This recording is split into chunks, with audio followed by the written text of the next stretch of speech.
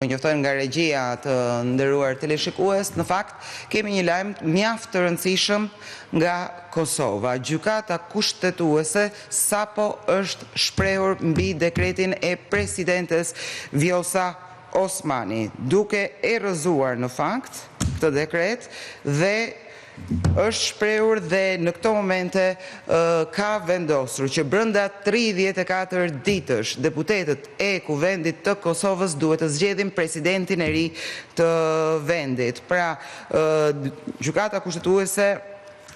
ka deklaruar kërkesën të pranueshme të konstatojë që dekreti i 6 marsit 2026 i presidentit të Republikës Kosovës nuk prodhon asnjë efekt juridik. Ka konstatuar që deputetët e Kuvendit të Republikës së Kosovës nga dita e hyrjes në fuqi të këtij akt gjyktimi kanë 34 ditë për të zhvilluar dhe përfunduar procedurën e zgjedhjes së presidentit të Republikës së Kosovës dhe gjithashtu konstaton që në rast se Kuvendi dështon të zgjedhë presidentin brenda periudhës së përcaktuar në pikën 3 të dispozitivit të këtij akt gjykimi bazuar në nën paragrafin 3 të Kushtetutës së Republikës Kosovës, ku vendi shpërndahet dhe përpasoj zgjedhjet e parakohshme për kuvend duhet të zhvillohen brenda 45 ditësh. Në këto momente do të shkojmë menjëherë në lidhje të drejtë për drejtë me gazetaren ton atje Blerta Dalloshi Berisha. Të përshëndes Blerta, më në fund pra gjykata kushtetuese u shpreh, kishim një afat deri në fund të muajit të mars, kemi rrëzim të dekretit të presidentes, por edhe udhëzim se çfarë do të bëjnë pra deputetët e Kuvendit të Kosovës. Për më tepër sqarime dhe qartësime, fjalën ta kaloj ty.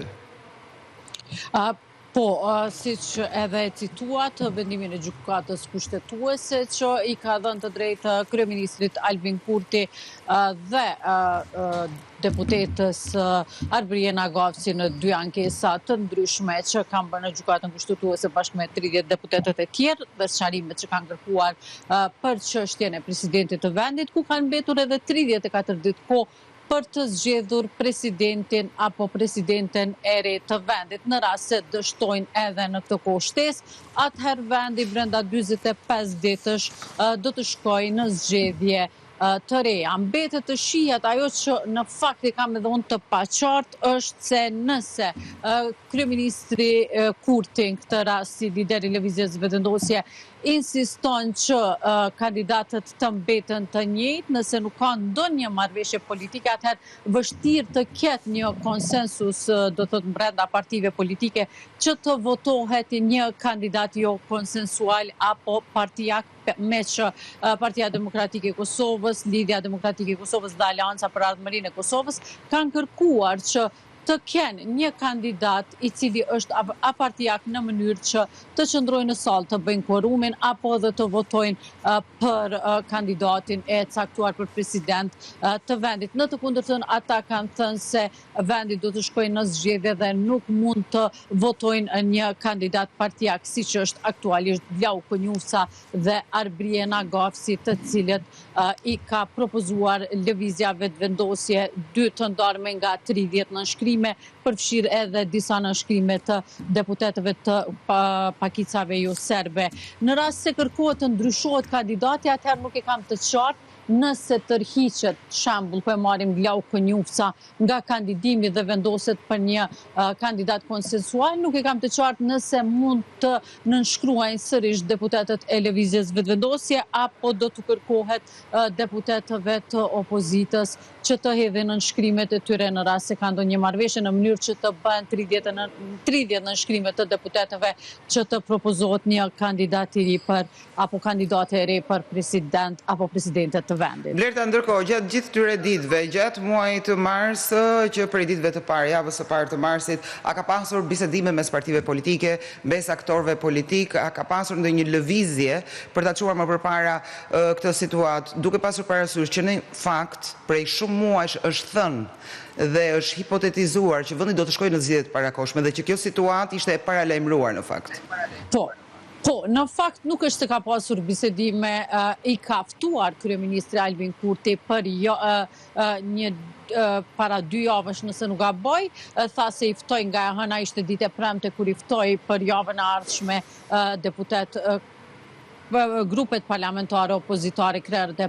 partive parlamentare opozitare për të diskutuar për çështjen e presidentit, por të gjithë u përgjigjën pozitivisht, por vetëm pas një vendimi të gjykatës kushtetuese, me që sipas tyre mund të flasim në ajër, me që nuk mund të dinin se si do të vendoste gjykata kushtetuese nëse do të aprovonte dekretin e presidentës apo ankesën e në këtë rast kryeministrit Albin Kurti, dhe për këtë arsye kanë ngecur dhe nuk janë zhvilluar takimet. Mbetet të shihet ditët në vazhdim nëse ka interesim të lëvizjes vetëvendosje për të ftuar sërish krerët e partive të grupeve parlamentare opozitare për të diskutuar për çështjen e presidentit dhe për mënyrën se si, nëse janë që të interesuar, për mënyrën se si do të vazhdojnë më tutje për zgjedhjen e presidentit të ri të vendit. Vetë kryetaria e parlamentit Albin. Po. Atëherë, 34 ditë thotë gjykata kushtetuese për zgjedhjen e presidentit, pra i lë detyrë deputetëve të Kuvendit të Kosovës, dhe nëse deri në 34 ditë nuk zgjidhet, kemi brenda 45 ditësh duhet shpallë zgjedhja, data e zgjedhjeve të parakoshme parlamentare të tjera që i bie rreth qershorit, ndoshta fillimi korrikut. Kur do të jetë seanca e parë, apo kur mendohet të jetë seanca e parë e Kuvendit? Mbetet të shihet me që nuk mund të kemi seanca të vazhdueshme dhe që mund të bllokohen, me që janë 3 përpjekje për presidentin e vendit. Më shumë se 3 përpjekje nuk mund të zhvillohen, kështu që duhet të shkohet në çështjen e zgjedhjes së presidentit, kur ftohet seanca duhet të shkohet në hapa të sigurt. Në të kundërtën, vetëm në mungesë kuorumi, atëherë mund ta thrasin dhe të konstatohet që nuk është kuorumi, ajo nuk është e përcaktuar, por në momentin që fillon procedura për zgjedhjen e presidentit, atëherë janë 3 raunde që duhet të konsumohen për zgjedhjen e presidentit të ri të vendit. Kështu që nuk është sikur se te Albulena Agjiu që mbaj çdo seancë, po. Seanca është një tjetër situatë në këtë rast, dhe kur të ftohet seanca duhet të jenë të sigurt që i kanë 80 deputetë brenda kuvendit të sallës së kuvendit, të cilët duhet të qëndrojnë në sallë edhe gjamit. E qartë. Të falenderoj atëherë Blerta për gjithë informacionet që na përcjellën në këtë lidhje të drejtë për drejtë, nderuar teleshikues. Ishim në lidhje me Blerta Dalloshi Berishën nga Prishtina.